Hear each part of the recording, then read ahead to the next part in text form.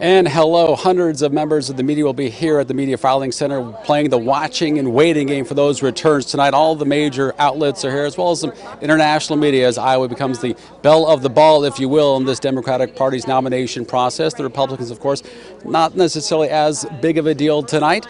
We will be focused on those screens behind me, waiting for those results to come in, and we'll get the raw results from the Democrats for the first time they've ever done before. So that'll be interesting to watch. And what a ride it's been to get here. More than 24 Democrats declare their candidacy for president at some point. That's been whittled down to 11. Only 9 of them actually campaigned in Iowa. This is the first stop along the way that will end with the last primaries in June. The magic number to watch was 1,990. That's the number of pledged delegates it will take one of those Democrats to earn the Democratic Party's nomination. Tonight, Iowa only allocates 41 of those. Well, pretty interesting, because the next few weeks we'll add New Hampshire, Nevada, South Carolina for another 114. Then March 3rd will probably be one of the biggest prizes of all. 14 states holding primaries and caucuses, almost 1,400 delegates up for grabs then. This night, though, we get out of the starting gates, and some will be walking home with Iowa in their bag, becoming the front runner in this campaign for the Democrats. All that momentum to be grabbed. And it is possible that the Democrats will see a record turnout tonight, and we'll be here for you throughout the evening, throughout the duration, until we see who walks away as a winner tonight in Iowa. For now, reporting live from Des Moines at the Media Filing Center. And back to you in the studio. No doubt, Jim. The spotlight, the national spotlight, is right here on Iowa tonight. Thank you. We'll see you soon. There will be 1,678 caucus sites around Iowa tonight. Those who attend will align into candidate preference groups. To qualify for delegates, a candidate must receive at least 15% support at each site. If a candidate doesn't meet that minimum, those supporters can then pick another candidate. This is called realignment. Local 4's Zachary Winicky knows what issues are important to voters in eastern Iowa. In fact, he spent 2 weeks traveling up and down the Mississippi to find out. Tonight, he is live in Bettendorf right now, where in just we have 2 hours now until caucusing will begin at the Waterfront Convention Center. Zachary, what's the mood there right now?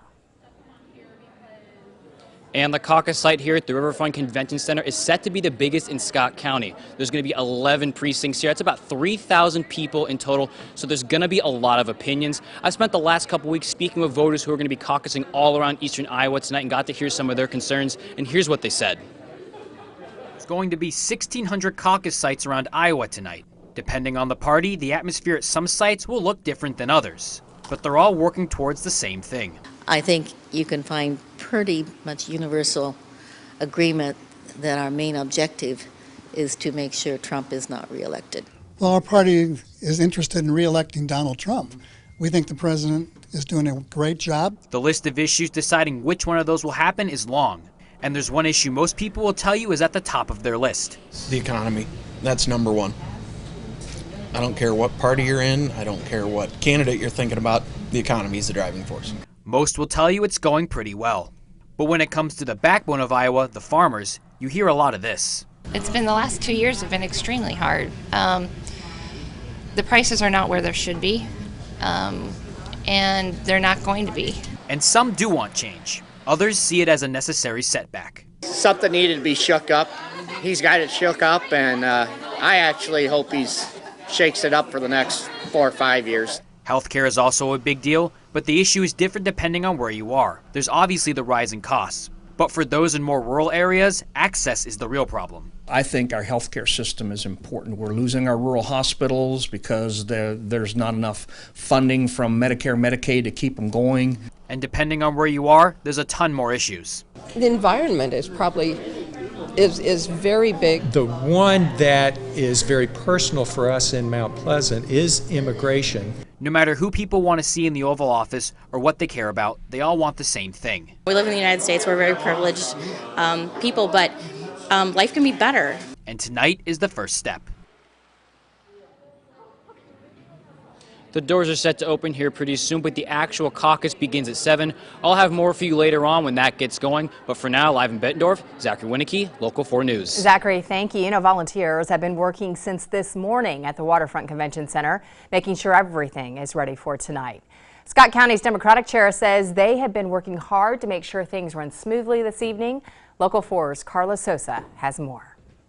Maria B. Bresco is just one of the many volunteers at this year's Bettendorf caucus site and said that all the volunteers go through training. I did online training because this year the caucus rules were changed. And the significant change is that now, the big change is that if you're viable, if you're in a viable preference group, you can no longer change. According to Scott County's Democratic chairwoman, this is the first time that the Waterfront Convention Center will be used for caucus. So we actually have it divided by precincts, so folks will kind of come in and find their room within the convention center. Bree Bresco said that they are doing everything they can to make sure things run smoothly tonight. To make sure that there's clear signs to help people direct them to where they need to go. As it is, we're expecting a lot of people, the weather's great, and the number of candidates tells me that we're going to have a lot of people. Gaiman has advice for people who will be attending tonight's caucus at the convention center. Asking people to pack their patience because there's going to be lines, there's going to be trouble parking. If you can carpool, please do so. As for Bree Bresco, she has one piece of advice to all Iowa voters. In caucus, it's really important. Your voice, it's not necessarily a vote, but it really matters now because your voice will be amplified by participating in the caucus. In Bettendorf, Carla Sosa, Local 4 News. As Jim mentioned, it is also caucus night for Republicans. It's a much smaller field consisting of President Donald Trump, former U.S. Representative from Illinois, Joe Walsh, and former Massachusetts Governor Bill Weld. Local 4's Eric Zizich live right now at Davenport West with more on how things will go down there tonight. Eric. And it's a different focus here at the Republican caucus that's coming up at 7. The goal to be able to turn Scott County back to red and re-elect President Donald Trump. And to tell us a little bit more about tonight, I have Ray Hari and Janita McNulty. So you both are vice chairs of the Republicans in Scott County. And so thanks for being here. Appreciate it. Thank you. Absolutely. So when we look at over the last few years, unemployment numbers have been at an all-time low. We've seen a booming economy, a recent trade deal with China, which has helped Iowa farmers. At the same time, some would say the president's behavior may be a little off-putting, especially when it comes to younger voters. So with all of that's happened in the last 3 years, Ray, we'll start with you. What do you think of the last few? Well, I tell you, I've been a big Reagan fan since I was that age, and I always thought he was the greatest president who ever lived, but I can't recall Reagan knocking off a list of campaign promises the way President Trump has knocked off his campaign promises. I mean, ISIS is on the run, regulations have been cut, there was a tax cut, we've got record low minority unemployment rates, as you just stated, and there's just more good to come. Absolutely. And so now when it comes to the Democratic race, it's a pretty tight one. So who would you say poses the toughest challenge to President Trump? I think President Trump is ready for any one of them. Whoever the people elect to go forward, President Trump is ready to take them on and eager to do so. Absolutely. Now, on a local level, tonight's pretty big. There's a lot of important things going on. And so what would you say tonight is maybe the biggest impact? I think it's very important for both parties to have good turnout tonight across the state to help maintain our first-in-the-nation caucus status. That's important for both of us. Absolutely. Well, thank you so much for joining us. I'm sure you have a busy night, plenty going on for the Scott County Republicans, the caucus tonight, and we'll have more coming up at 6. But for now, live in Davenport, Eric Zizich, Local 4 News. Eric, thank you. And Local 4 News will provide special caucus coverage throughout the night. Live coverage from Des Moines begins at 6:30. That is followed by a special edition of Local 4 News at 10 o'clock. At 10:35, we will send it back out there to Des Moines with all the reaction to tonight's caucus results. Keep it right here for your local election headquarters. But right now, let's talk about your weather because temperatures were gorgeous yesterday. I'm not complaining today either. Still above average today. That changes though over the next couple of days. Now we do have the chance for a little bit of a light wintry mix to move in later tonight. That should be after everybody heads out to caucus. I'll have those details for you in just a couple of minutes on Local 4 News at 5. WHBF is local for you with Jim Needleman, Ann Sterling, and Chief Meteorologist Andy McCrae. This is Local 4 News at 5 in high definition.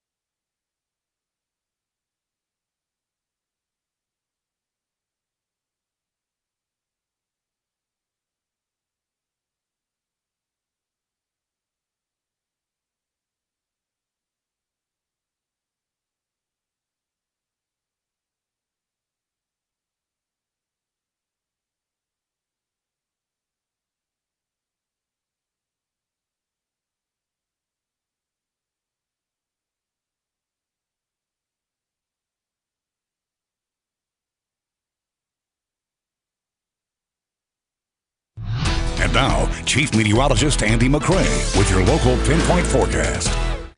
Skies are clouding up here in the Quad Cities. The automated weather sensors, they don't do a great job of picking up this high, thin cloud cover that has moved in so far, and that's why it looks like it's sunny, according to the graphic there. 41 degrees is the temperature. The normal high is only in the lower 30s.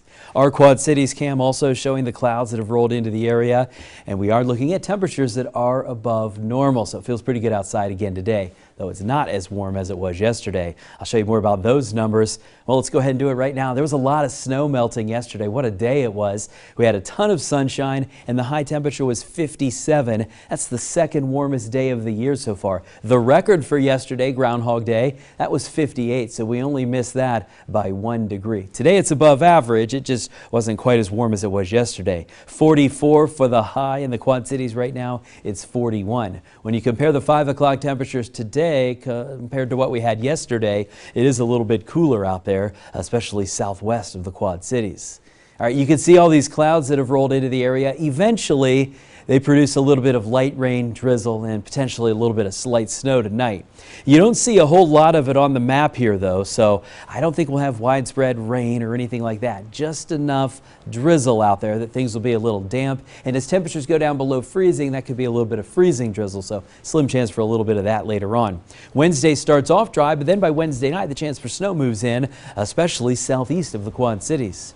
Tonight it is only a slim chance for a wintry mix, 28 for the low. Tomorrow mostly cloudy, colder than the last couple of days, 32.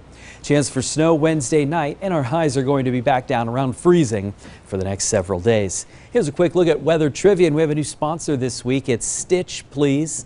And here's the question. What's the warmest temperature we've ever had in February in the Quad Cities? Let us know what you think. We'll have the answer in the winner 1 hour from now. Oh, those are all nice temperatures, Andy. Thank you. They all sound pretty good. And boy, yesterday, what a day. What a Super Bowl Sunday here in the Quad Cities. I agree with you. Thank you. There is less than 2 hours until the Iowa caucus begins. Our coverage continues next with Local 4's Jim Needleman. You're watching Local 4 News at 5.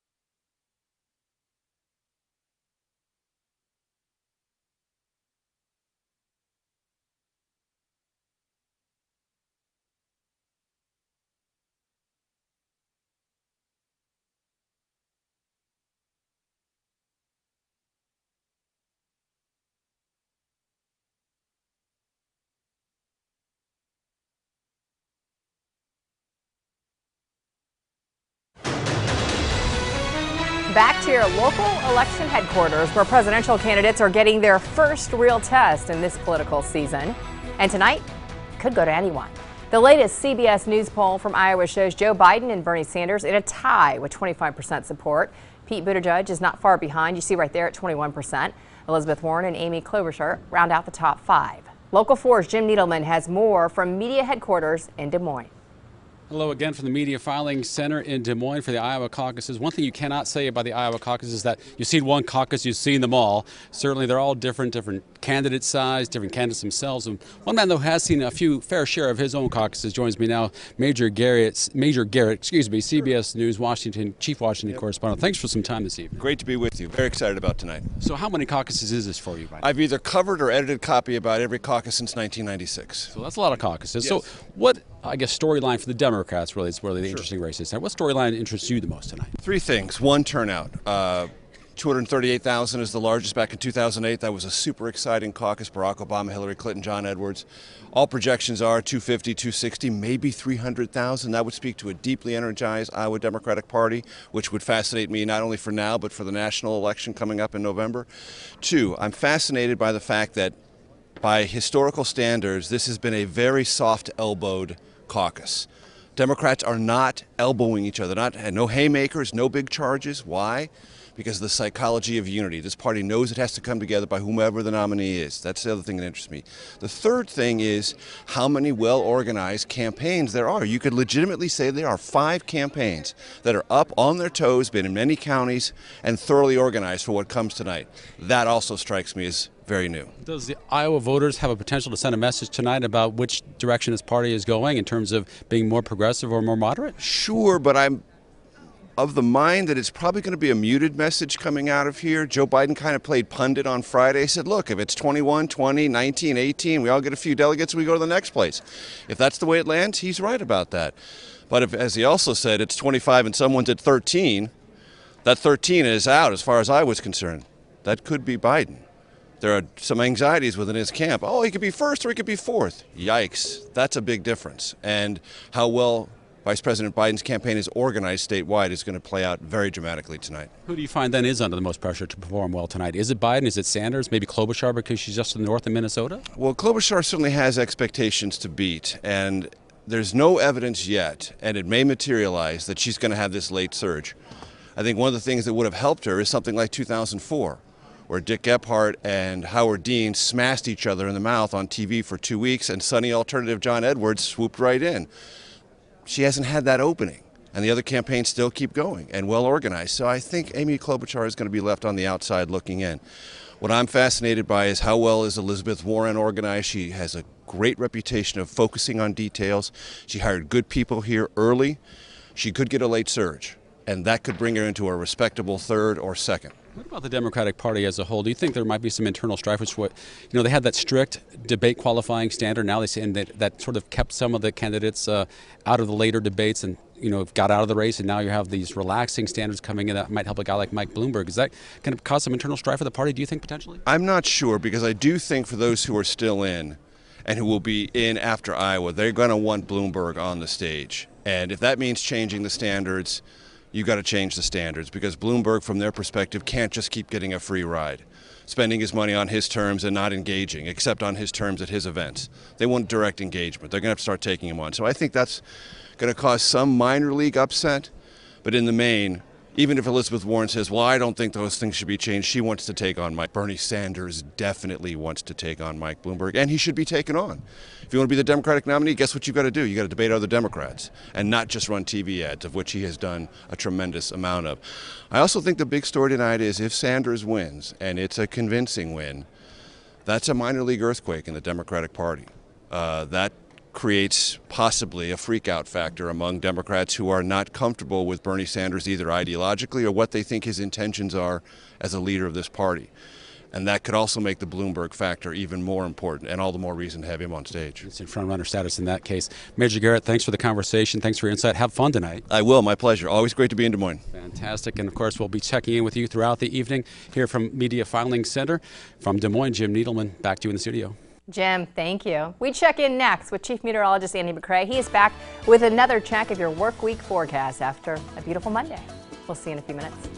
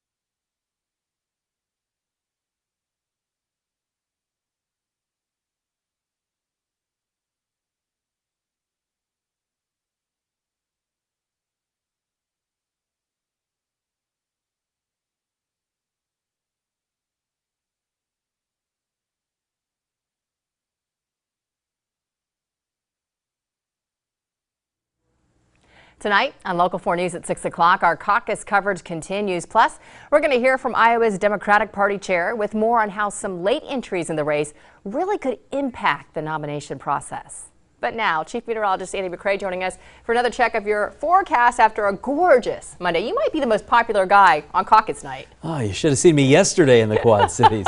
It was even better then. As you know, today not bad. Well, now the steam kind of runs out of our great little weather run. Highs are back down around freezing over the next couple of days. Tonight, there's a slim chance for a little bit of light drizzle or light rain. Most of that happens after the caucuses wrap up. All right, Andy, thank you. And thank you for joining us. We'll see you right back here at 6 o'clock. Follow Local 4 News 24 hours a day on OurQuadCities.com. Hairstyles provided by Infinity Salon and Spa.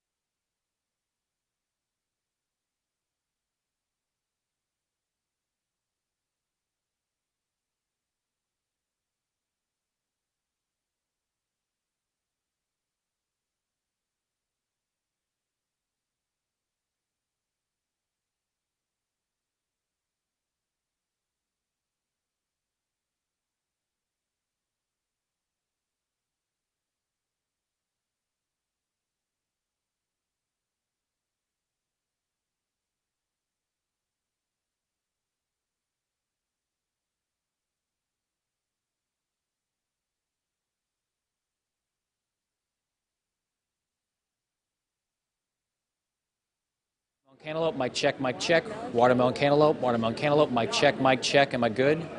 Watermelon cantaloupe.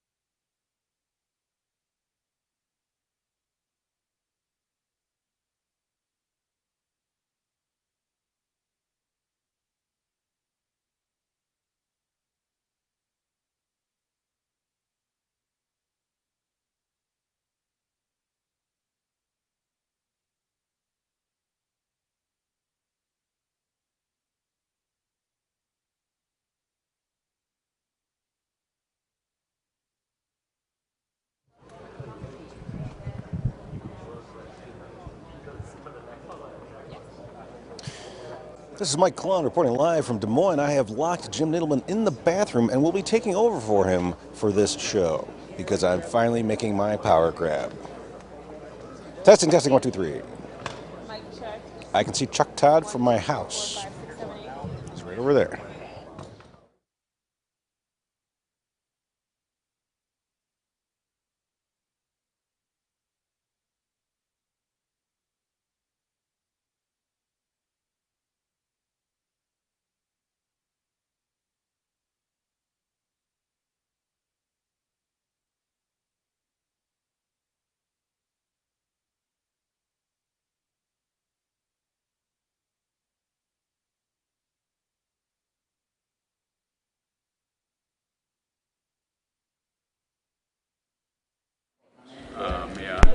I know everyone's policy is if they would turn it down a little bit, since apparently there's this notion that all I do is scream. So, all right, mic's on. Mic check 1 2. Mic check 1 2. Check 1 2. Mic check 1 2. Lower. On my end. Oh, you know, good call. We raised it when we just did an interview with somebody. All right, mic check 1 2. Check 1 2. Mic check 1 2. Mic check 1 2. Check 1 2.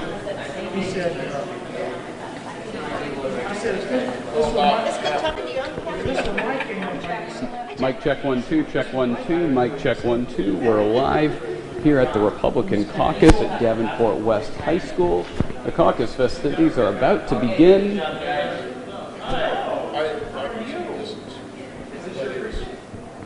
Me?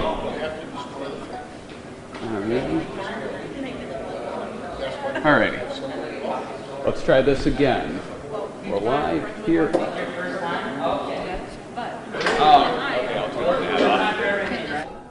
Good call. All right. How's it now? Mic check 1 2. Check 1 2. There we go. Raise or lower? Okay. Sounds good. That's what I like to hear.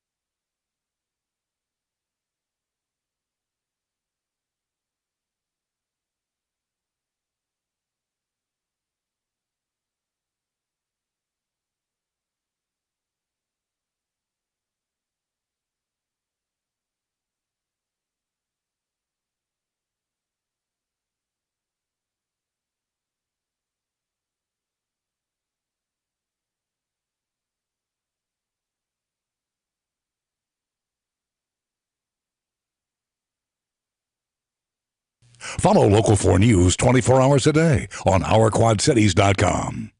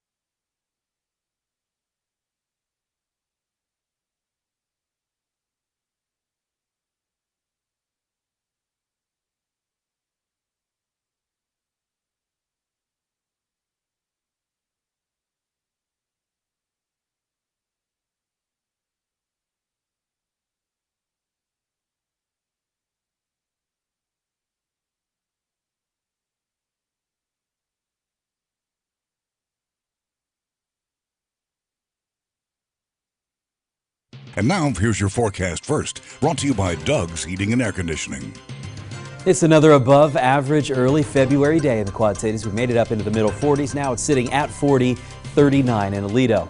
We've seen a lot more clouds over the last couple of hours compared to the sunshine from yesterday and from early today. And eventually these clouds could produce a little bit of a light wintry mix or a little bit of freezing drizzle.